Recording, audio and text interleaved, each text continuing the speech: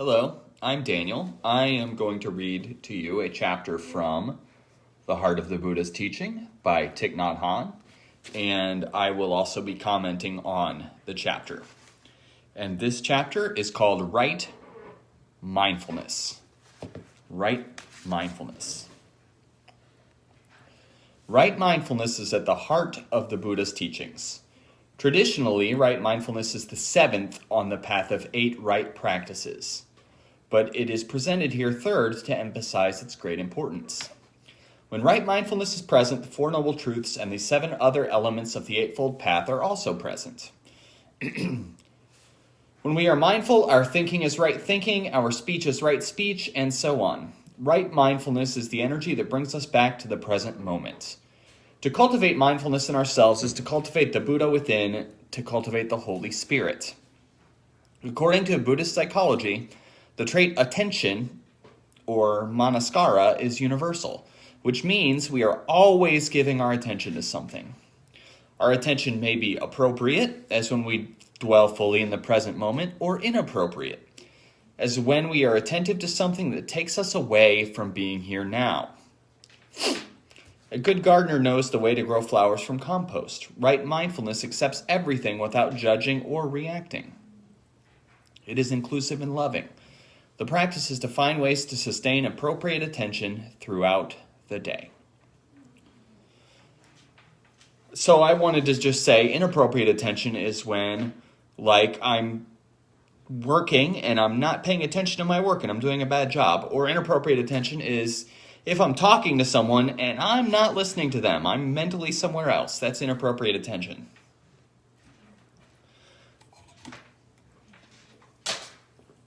The Sanskrit word for mindfulness, smrti, means remember. Mindfulness is remembering to come back to the present moment. The character the Chinese use for mindfulness has 2 parts. The upper part means now, and the lower part means mind or heart.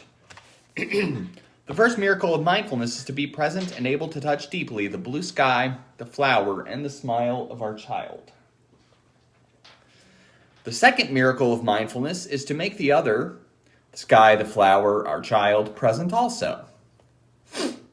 In the Vietnamese epic poem, The Tale of Kieu, Kieu returns to the apartment of her beloved, Kim Trong, and finds him fast asleep at his desk, his head resting on a pile of books. Kim Trong hears Kieu's footsteps, but not quite awake, he asks, "Are you really there, or am I dreaming?" Kieu replies, "Now we have the opportunity to see each other clearly, but if we do not live deeply in this moment, it will be only a dream. You and your loved one are here together. You have the chance to see each other deeply, but if you are not fully present, everything will be like a dream." The third miracle of mindfulness is to nourish the object of your attention. When was the last time you looked into the eyes of your beloved and asked, "Who are you, my darling?" Don't be satisfied by a superficial answer. Ask again, "Who are you who has taken my suffering as your suffering, my happiness as your happiness, my life and death as your life and death? My love, why aren't you a dewdrop, a butterfly, a bird?" Ask with your whole being. If you do not give right attention to the one you love, it is a kind of killing. When you are in the car together, if you are lost in your thoughts, assuming you already know everything about her, she will slowly die. I would add if you're messing with your phone. But with mindfulness, your attention will water the wilting flower.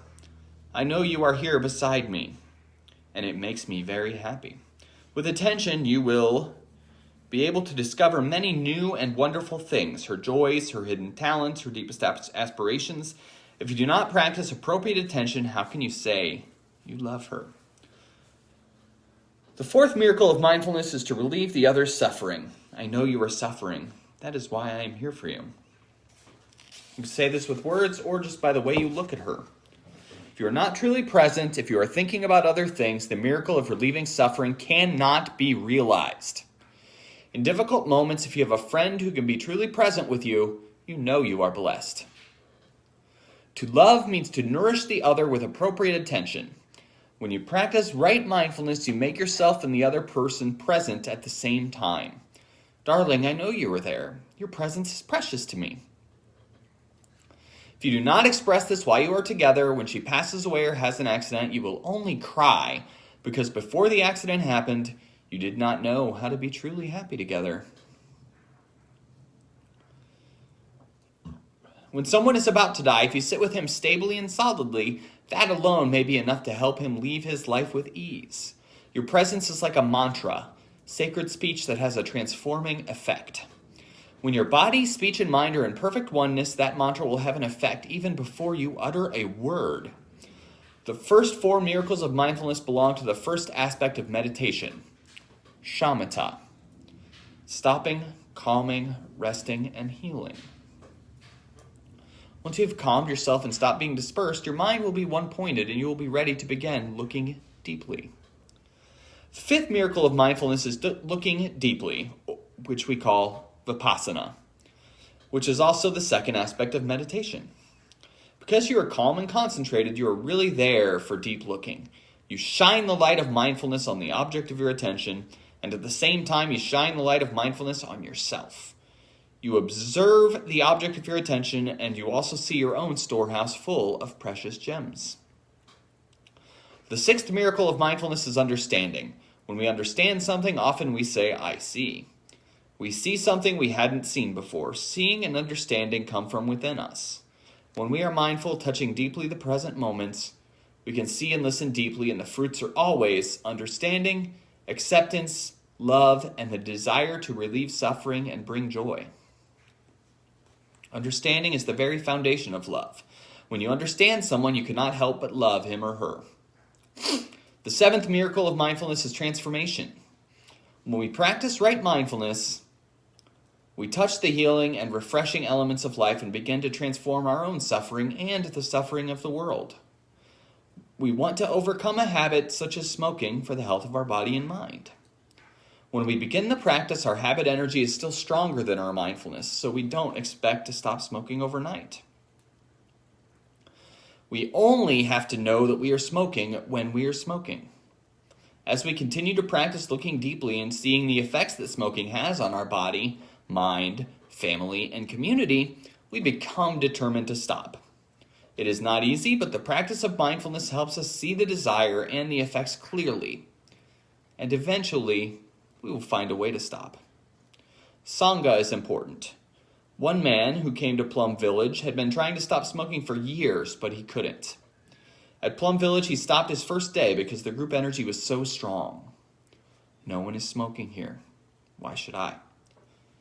It can take years to transform a habit energy, but when we do, we stop the wheel of samsara, the vicious cycle of suffering and confusion that has gone on for many lifetimes. That is a really important point that he made here. That is, we become like the people we're around. That's why spiritual community is important. So you meet like-minded people who are on this same transformation journey that you're on. Because if the people you hang out with are not trying to make the world a better place, not trying to transform themselves, not trying to be mindful, it makes it way harder on you. So that's why Sangha is mentioned here. And that's why the guy in the story, he was a smoker and he couldn't stop until he was around all non-smokers. Practicing the 7 miracles of mindfulness helps us lead a happy and healthy life, transforming suffering and bringing forth joy, peace, and freedom.